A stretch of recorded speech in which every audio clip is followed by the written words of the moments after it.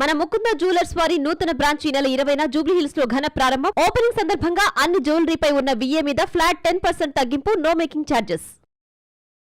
తెలుగు సినీ చరిత్రలో ఇంత సుదీర్ఘంగా ఎదురు చూసినా డెబ్యూ మరొకటి ఉండదేమో.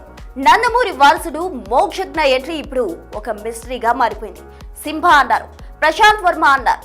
తీరా సీన్ కట్ చేస్తే ముహూర్తం సమయానికి అంతా గప్చు.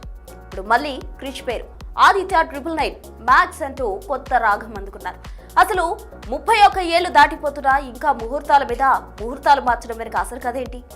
బాలయ్య బాబు అతి జాగ్రత్త మోక్షజ్ఞ కెరీర్ కు శాపంగా మారుతోందా?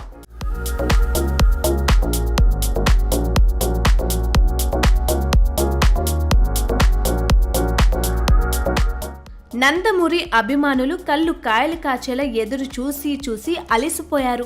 వారసుడు వస్తున్నాడు, ఇదిగో అదిగో అంటూ ఏళ్లు గడిచిపోతున్నాయి. ఇప్పుడు వినిపిస్తున్న టాక్ ఏంటంటే ఉగాది నాడు అంటే మార్చి 19న సినిమా మొదలవుతుందంట.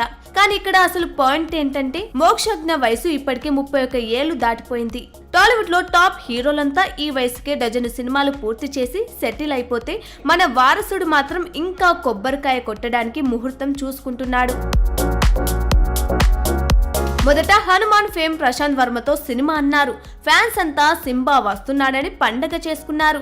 తీరా చూస్తే ఆ ప్రాజెక్ట్ అటకెక్కింది. ఇప్పుడు మళ్ళీ క్రిష్ సీన్ లోకి వచ్చాడు. అసలు డైరెక్టర్లను మార్చడంలో ఉన్న శ్రద్ధ సినిమా పట్టాలెక్కించడంలో ఎందుకు లేదన్నది $1 మిలియన్ ప్రశ్న. బాలయ్య తన మనసులో ఉన్న కథను క్రిష్ కి ఇచ్చారని చెప్తున్నారు. కానీ క్రిష్ ట్రాక్ రికార్డ్ చూస్తే గౌతమి పుత్ర, శాతకర్ణి తర్వాత హిట్ అన్నదే లేదు. పైగా హరిహర వీరమల్లు లాంటి సినిమాలను మధ్యలోనే వదిలేసిన క్రిష్ ను నమ్మి మోక్షజ్ఞ బాధ్యతను అప్పగించడం ఒక పెద్ద రిస్క్ కాదా? ఆదిత్య 369 లాంటి క్లాసిక్ సినిమాకు సీక్వెల్ అంటే అంచనాలు ఆకాశంలో ఉంటాయి. ఆ భారాన్ని మోక్షజ్ఞ మోయగలడా? నటనలో అనుభవం లేని డెబ్యూ హీరోకి అంతటి సీక్వెల్ ఇవ్వడం అంటే అది సాహసం కాదు, అంతకు మించని ట్రేడ్ వర్గాల టాక్.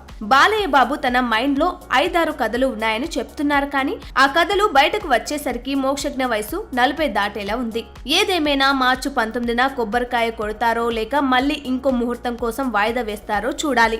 31 ఏళ్ల వయసులో డెబ్యూ అంటే ఇప్పటికే చాలా లేట్ అయిపోయింది.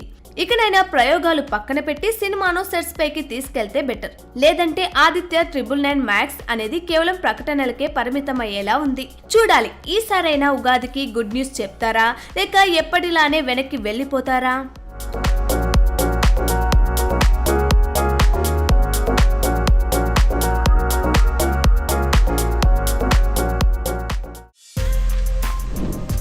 For more videos like this, subscribe Big TV channel.